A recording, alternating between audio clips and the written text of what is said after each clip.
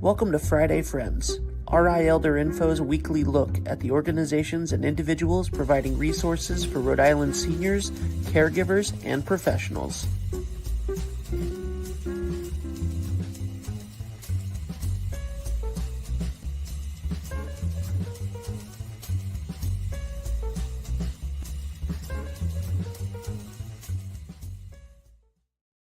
Good morning, everybody. Happy Friday. It is 9:00 on Friday, and you are watching me, Deb Burton, host of the weekly streaming podcast, Friday Frends, where I bring you information from other organizations that you or someone you know needs to know about. And we're having a very important conversation today that I really do hope that you help us get the word out, because you never know who is going to need the information, who may need information like this immediately. So please hit the like button, the share button, all those bells and whistles, the follows, the cues that say check this out, because there may be someone you know that is struggling and needs the information that we're talking about today.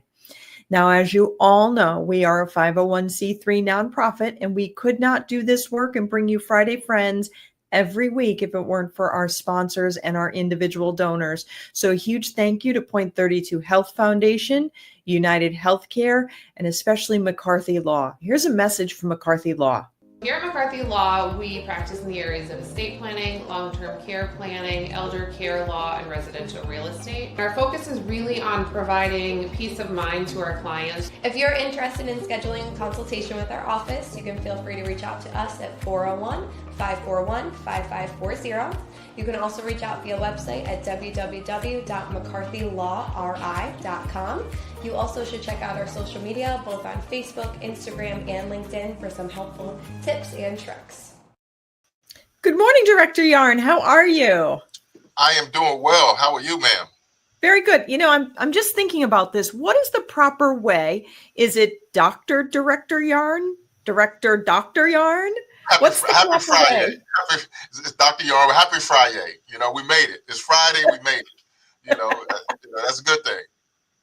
Absolutely. Absolutely. I'm so glad that in this very busy time that you have the opportunity to join me here today. And I reached out to you because I'm seeing, a lot of things on the news that, a lot of rhetoric, and I want to know, what is the real truth? So I figured, let me reach out to you to get some information. I know that we're just crossing the anniversary of the United States withdrawal from Afghanistan and September 11th. And there are individuals who may have some emotions coming up for them.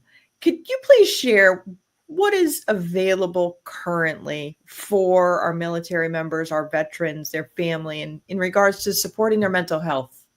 Oh, absolutely. So I think, when we talk about, getting assistance as a cabinet position, state director, advocate, lead chief advocate for our veterans and military families, National Guard, Active Guard and Reserve, all things encompassing that, right?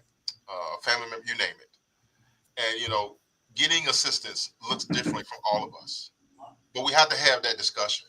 And so and again, I talk about in terms of, when we in the elderly world, the aging world, we have those discussions around dinner table, right? Family. I would offer you, we should be having those discussions in all components, aspects of our life as well, around the family setting. And sometimes it's very difficult in that space. And so my role in this is to try to offer a buffet style of menu of options, because we know getting help wellness wise looks differently for all of us in this space. We also know that there's no silver bullet, right? Some magic phrase to get this to wave a wand to wish all these things away. It takes I wish there was. Praise God. Through prayer. Prayer does work, and there's value in that, absolutely. Praise the gospel. But in this process, I think, giving folks options, but also leveraging federal, state, local resources, nonprofits, resources to make our veterans and military family resources in this space. So from our federal component, we rely, as well as we should, on our federal VA partners, our Providence healthcare system, which is ranked tops in the nation. getting health care here in Rhode Island. So let's just think about, in all the trial and tribulation that we have, some issues, health care, we're doing a great job at that. 94% approval rating. So with Director Connell's mission, as I've adapted mission as well, let's start to work with that 6%. What are their concerns so we can get those issues, bring those issues to light and get those issues fixed. And that's another thing about leadership. In order to move the needle, we also got to do active job of listening, but also to identify what those issues are and get those addressed in a timely manner. And we like these things to continue to grow and fester in that space. So we're asking our veterans also too, if you see something wrong or this doesn't look right, say something. Don't let it fester. Don't leave a facility out of the care without getting those questions answered or having a pathway to get those questions answered as well. One of our tremendous partners, federal level, is our benefits office. And the gateway to getting access to healthcare is based on your eligibility criteria. And we will partner with them also as we do Veteran Cafes event across the state, which you're going to talk a little bit about as well. But to have that federal team there to provide those resources is so critically important. From our wellness perspective, our vet center to be able to assist the needs of our family members as well, and to include our Guard and Reserve also. Another key partner in this work. At the state level, with my office partnering with Office of Healthy Aging. 80% of my population is over the age of 55. So my clients are Director Smeeney's clients. Director Bitto, DHS, Department of Human Services. Of her clients, roughly 8,000 thereabouts of her clients, Director Bitto's clients, are my clients. In the Department of Corrections, we have roughly 130 veterans that are incarcerated. Well, guess what? My constituents are Director Salisbury's clients as well. And we have a director partnership with that too. So we're developing a no wrong door approach. And at the municipality level, our nonprofits, Rhode Island Elder Info, you have been there every step of the way working with this too. And it's funny how when we first started down this journey together back in 2016, your role, again, we're supporting the needs of other caregivers, but also to our aging population. Your portfolio now is growing. So wait a minute. Our veterans also are in that portfolio now. And that message too is there. So the another component that you do is partnering with our nonprofits.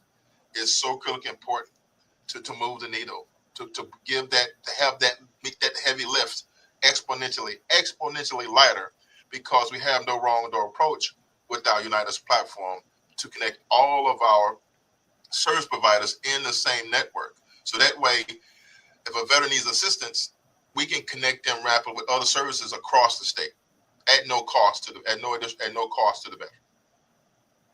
It's so important. We do have a large population of veterans over the age of 65, and trying to outreach and connect with them is often challenging. And I love how you say it's like a buffet, because the one thing at a buffet, you might not like everything that's there, but there will be something at that buffet that will work for you. And I love that analogy, because many hands make the load light. And if one of us can reach that person in need and connect individuals, that's what matters at the end of the day, is helping one another out. Absolutely. One more quick note on that too, Deb. I know we're time-wise. I just want to share to take that a step further. When we go to these various community events, our Vet Cafe example, if a client comes to me with a question, I defer them right to you. Wait a minute. Let me refer you over to Deb's team. Or, you know what, there is a aging issue. Let me refer you over to the Office of Healthy Aging. Or, you know what, there's a senior center right down the street from you. Have you ever thought about going there for services? Let me connect you with them. And they're all in at that resource fair as well. To connect, it makes it no wrong door, right?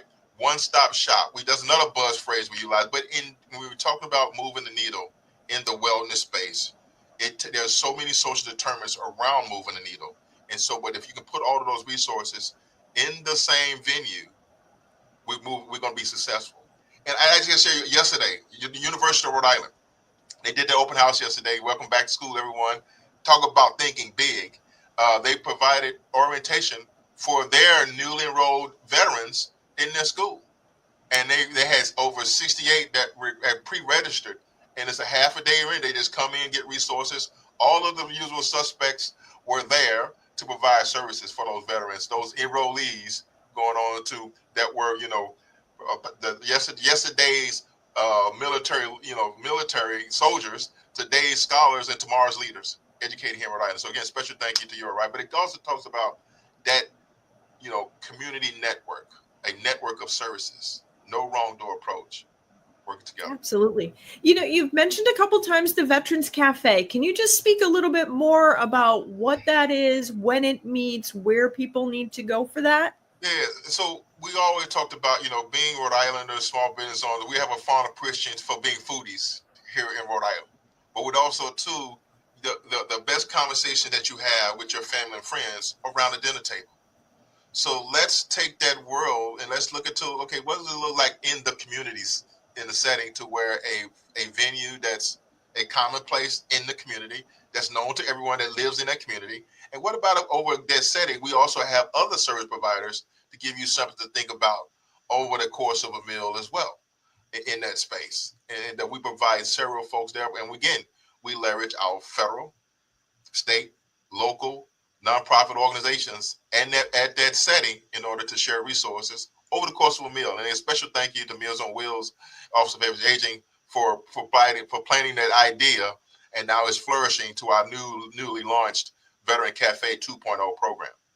Absolutely. And I think it can't be ever understated the power of connecting with individuals to improve mental health, to reduce social isolation, to reduce or eliminate that sense of loneliness. And I think whether it's the Veterans Cafes or going to the Providence VA Medical Center or reaching out to the Veterans Benefits Administration in town, it's all of these opportunities to connect. Are hosting your annual event now. That's also getting services at your event also. Add that Absolutely. To the list. Yes. Calling All Veterans Day. We just completed that on August 16th, and I've already got folks saying, when are you doing it in 2026? So I'll be scheduling that for our 7th annual time. And again, great venue, Quonset, perfect CB Museum, family, perfect day, family and friends are there. It is a tremendous venue, and again, great job pulling that on annually. It gets bigger and bigger. Okay, you got to stop. My head's going to get too big here. No. You got to. We also got to celebrate. In dealing with this work, right? We also know we got to be advocates for others. We also got to advocate for ourselves, and we also got to celebrate successes. Also, are these quasi victory laps? Yeah, but because we got this, we have to acknowledge what's the bad. We also got to celebrate the good too, as well, and the lessons learned by taking the lessons learned out of it too. And so to celebrate each other, applaud each other for the work that you're doing, because it's collectively working together. And how many? Put it this way, Deb. When you first launched this for this year's 2025 version, how many folks lined up for wanting to be part of this? And it's a lot. And it's growing. Yes. So, but that's a testament, because it illustrates the need, but also too, it talks about being out in the community, having resources that are already there in the community, folks. It makes it a lot easier and to deliver those services. Yeah, you're absolutely right. It's and like I say to folks, maybe you feel like you're not eligible for any kind of veterans benefits, but there's still resources if, say, you wanted to go deep sea fishing, or you wanted to learn how to go caw hogging or play a guitar or yoga. And even though that's not a traditional veterans benefits that you fill out paperwork for, there are distinct benefits, because that power of connection is so important. And I that's one of the pieces that I really enjoy about calling All Veterans Day, because it's a lot of work, but getting people connected so that maybe they start opening up and they realize that help is available, support is available, and it might not look like what you would expect it to look like. I think sometimes we have an idea that receiving mental health is in a room with a chair, maybe a couch, somebody with a pen and paper scribbling something down, or maybe you're across the desk from somebody. But the reality is sometimes mental health and help can look like baiting a hook and casting a line. And sometimes it can look like surfing. And those things matter too. So I think it's all of us working together that we can get people connected to the resources that they need. And I'm grateful to have you as one of our partners in the work that we do, because many hands make the load light. And I know this time of year for some folks, this can be really challenging. So I'm glad that you were able to take the time to come on. There's a lot of moving pieces at this time of year, especially around September 11th. So I am very grateful that you could come on today. Oh, and again, we know that these are coming, right? We know that 9/11 is here. We know that, issues like Afghanistan, we know that those, but we got to have those discussions to talk through the nuances, the issues that we have too, and then to do what you feel is right in that space too as well. But my job is to offer services, leveraging the capabilities of our federal, state, our local nonprofit organizations, and working together to at the needs of our veterans in the community.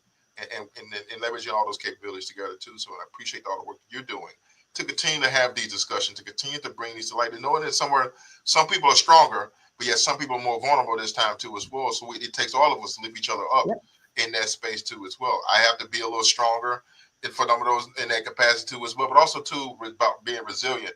I also need to know the warning signs myself too, and to take the time out to appreciate Fridays with this blessed weather that we're getting to as well. So thank you for all that you do. Thank you. Thank you so much, Doctor. Happy to help. Everybody, the Rhode Island Office of Veteran Services can provide connection to a wealth of resources. If you are a veteran or a family member of a veteran, don't hesitate to reach out to Director Yarn.